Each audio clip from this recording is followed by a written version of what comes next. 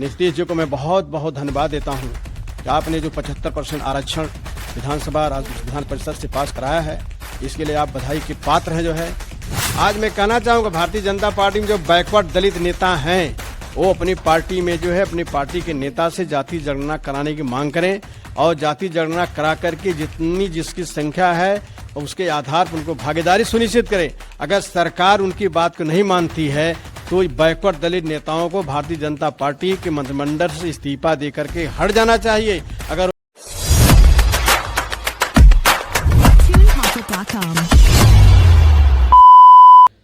नमस्कार दोस्तों, मैं हूं डीके यादव और आप देख रहे हैं जिम्मेदार कौन न्यूज।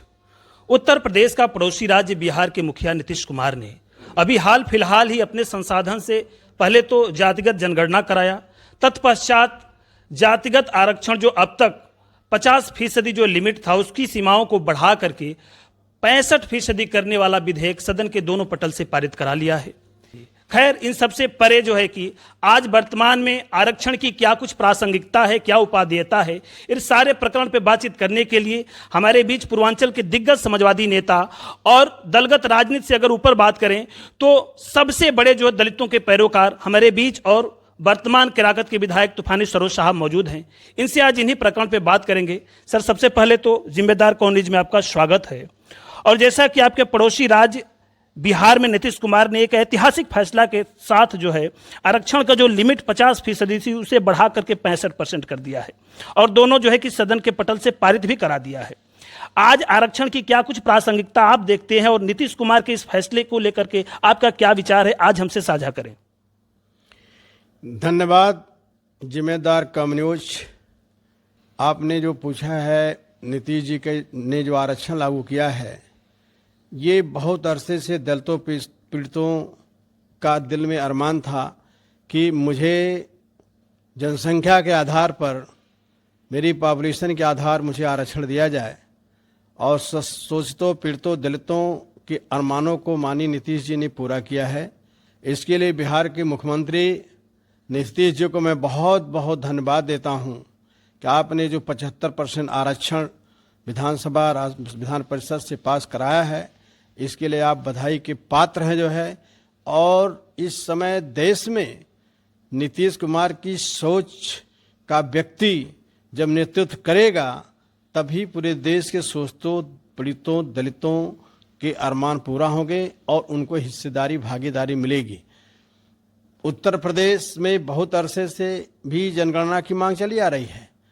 जब तक जनगणना नहीं कराओगे तब तक जो है उनके हिस्सेदारी कैसे दोगे? आप सबका साथ सबका विकास का नारा देते हो, मुस्कुराते हो, सीना ठोक के कहते हो सबका साथ सबका विकास। अब देश प्रदेश की जनता अच्छी तरह जान गई है कि सबका साथ सबका विकास इनका एक घड़ियाली आंसू है। सबका साथ नहीं, अपना विकास। भारतीय जनता पार्टी सबका साथ लेकर के अपना विकास करती है। इसका जीता जागता उदाहरण है गोरखपुर यूनिवर्सिटी में एसोसिएट प्रोफेसर की भर्ती। 66% जो है 15% के लोगों को हिस्सेदारी दी गई है। 45 पद जो है एसोसिएट प्रोफेसर का उत्तर प्रदेश मुख्यमंत्री योगी आदित्यनाथ अपने रिश्तेदारों को दे दिए हैं और 18 सीट जो है पद जो है कि ब्राह्मणों को मिला है, बाकी 3 सीट जो है वैश्य को मिला है और 6 सीट केवल 85% जिनकी पॉपुलेशन उनकी भागीदारी दी गई है।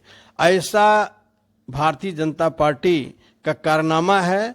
तो इस कारनामे से जनता ऊब चुकी है। अब तो बिहार में जो है शुरुआत हो गया, शंखनाद बजा दिया है नीतीश कुमार जी। अब उत्तर प्रदेश के धरती पर भी जल्द से जल्द जो है मैं मांग करता हूं उत्तर प्रदेश सरकार को कि जनगणना करा करके बिहार के तर्ज पर यहाँ के बैकवर्ड दलित शोषित को उनकी हिस्सेदारी भागी देने का काम करें। सर, अगला प्रश्न मेरा यही है, जो अभी अभी आपने बताया है, गोरखपुर यूनिवर्सिटी का एक उदाहरण दिया, एग्जाम्पल बताया कि वहाँ पर अपने लोगों के जो है कि लोगों की नियुक्ति कर दी गई है और दलित और पिछड़ों की जो हिस्सेदारी है उस पर भी जो अपने लोगों को बैठा दिया गया है। इसी बात को कई बार राहुल गांधी सार्वजनिक मंच से कहते हैं कि देश में जो है कि कास्ट सेंसस होना चाहिए, जातिगत जनगणना होना चाहिए। क्योंकि प्रधानमंत्री जब आए थे तो कहते थे कि मैं पिछड़ा हूं पिछड़ा हूं पिछड़ा हूं, लेकिन आज जो है कि इसके उलट जवाब दे रहे हैं सार्वजनिक मंचों से कि देश में सिर्फ और सिर्फ एक ही जाति है, वो गरीबों की जाति है। आखिर भारतीय जनता पार्टी क्यों बार बार जो है कि जातिगत जनगणना से भाग रही है? इसके पीछे का क्या कारण है उनका? जाति जनगणना से भारतीय जनता पार्टी इसलिए घबरा रही है कि जाति जनगणना से उनकी पोल खुल जाएगी, इसलिए सामने आ जाएगी।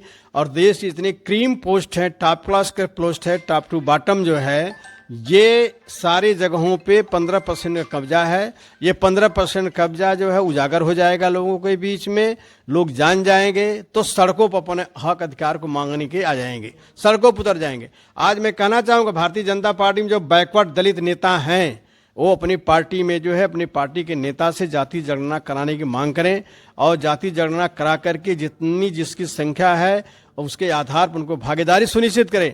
अगर सरकार उनकी बात को नहीं मानती है तो बैकवर्ड दलित नेताओं को भारतीय जनता पार्टी के मंत्रिमंडल से इस्तीफा दे करके हट जाना चाहिए। अगर वो ऐसा नहीं करते हैं इसका मतलब है वह केवल अपने पेट पूजा के लिए राजनीति करते हैं, समाज से इनका दूर दूर तक कोई रिश्ता नहीं, कोई लेन देन नहीं है। तो अब देख सकते हैं गंभीर आरोप जो है कि विशेषकर से जो भारतीय जनता पार्टी में जो दलित और पिछड़ों के पैरोकार बनते हैं और वहां राजनीति करके व्यक्तिगत तौर पे स्वयं तो लाभान्वित हो जाते हैं, लेकिन समाज के लिए उनका क्या कुछ अपनी भागीदारी उनके लिए करना है इसका ध्यान न देते हुए अगर वह जातिगत जनगणना को लेकर के सदन में या फिर धरातल पर नहीं उतरते हैं और भारतीय जनता पार्टी पर दबाव नहीं बनाते हैं तो कहीं ना कहीं निश्चित रूप से उनके नेतृत्व पर प्रश्न चिन्ह खड़ा होगा।